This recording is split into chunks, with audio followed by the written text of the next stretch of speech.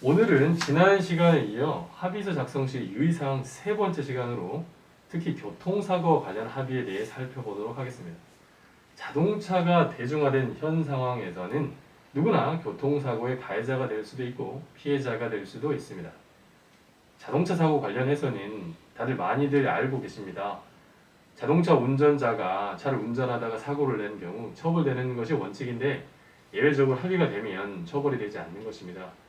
그러다가 자동차 종합보험에 가입되어 있다는 사실을 합의에 준하는 것으로 봐준 것인데요.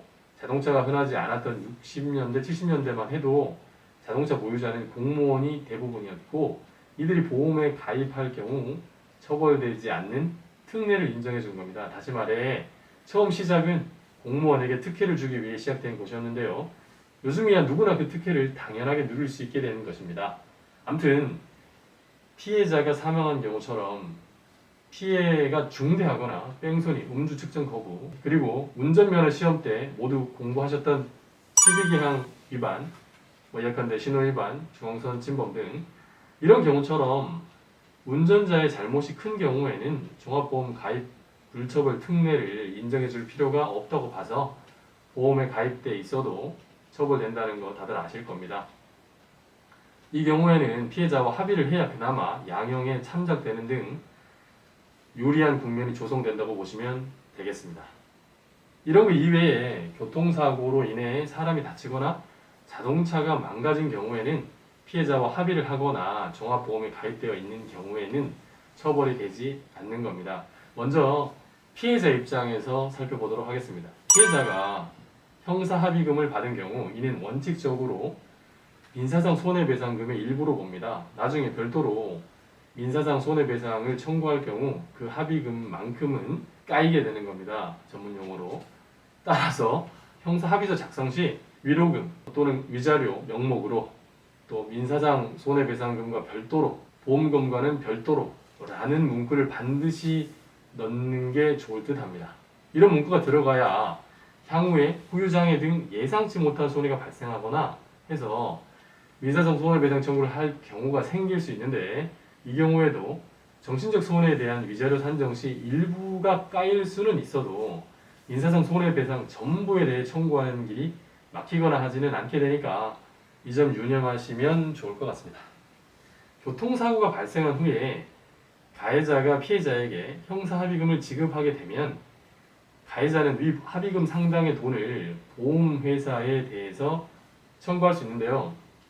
피해자 입장에서는 형사합의서 작성 시에 가해자의 보험회사에 대한 보험금 지급 청구권까지도 양도받는다는 부분을 분명하게 해두시는 게 좋을 것 같습니다. 예컨대 위합의금은 손해배상의 일부이므로 위합의금의 지급으로 인해 가해자가 보험사에 대해서 가지는 위합의금 상당의 보험금 청구권은 피해자에게 양도하며 가해자는 오늘 중으로 보험사에 채권 양도 통지를 한다. 이항 가해자는 보험사에 대해 가지는 위 청구권을 포기할 수 없으며 만약 가해자가 이를 포기한 경우 위 보험금 상당의 돈을 피해자에게 지급하기로 한다. 세 번째, 가해자는 위 채권 양도 통지의 내용 증명 원본을 피해자에게 주어야 하고 피해자는 위 내용 증명을 받는 즉시 피해자의 인감 증명을 가해자에게 교부하여 주기로 한다. 라는 문구를 합의서에 넣어주시면 좋을 것 같습니다. 만약 이런 문구가 들어가지 않을 경우 가해자가 형사합의금을 지급하고 나서 그 금액 상당의 돈을 보험사로부터 받아서 꿀꺽할 수도 있고 그렇게 될 경우 피해자 입장에서는 보험사로부터 나중에 지급받을 돈 중에서 이미 지급받은 형사합의금만큼은 까이고 나머지 돈만 지급받게 됩니다.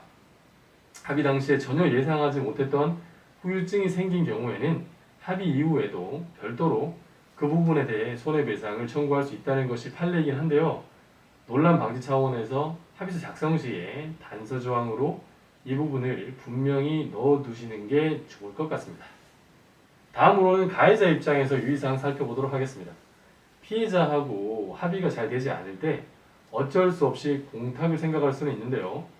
판사님이 가해자를 봐주고 싶을 때 일흥의 참작 사유가 될 뿐이지 합의만큼의 효력은 없다는 거 알아두시면 좋을 것 같습니다.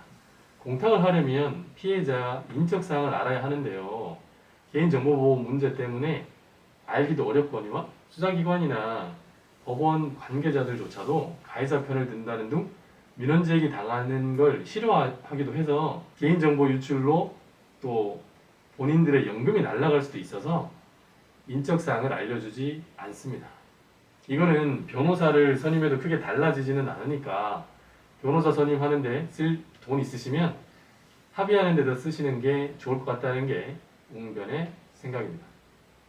가해자는 피해자와 형사 합의를 하면서 합의금을 지급한 경우 자기의 보험사에 위 합의금만큼의 돈을 청구할 수 있습니다. 하지만 합의서에 형사 위로금 명목이라는 문구가 들어갈 경우에는 보험사에 청구가 불가능합니다.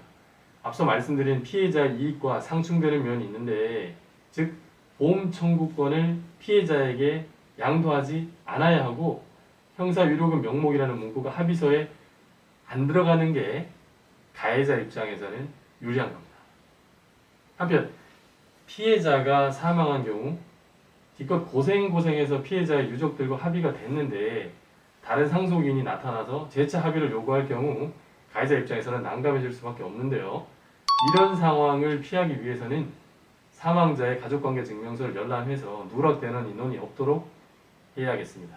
우리는 누구나 언제 어디서든 가해자나 피해자가 될 수 있는데 온갖 마음고생 끝에 기껏 합의를 했더니 주변 분들로부터 왜 그렇게 했냐, 바보짓 했네, 그게 최선이었냐 등과 같은 엉뚱한 소리를 듣거나 불필요한 후회를 하는 분들이 생기지 않았으면 좋겠습니다. 오늘 영상 도움되셨으면 좋겠습니다. 감사합니다.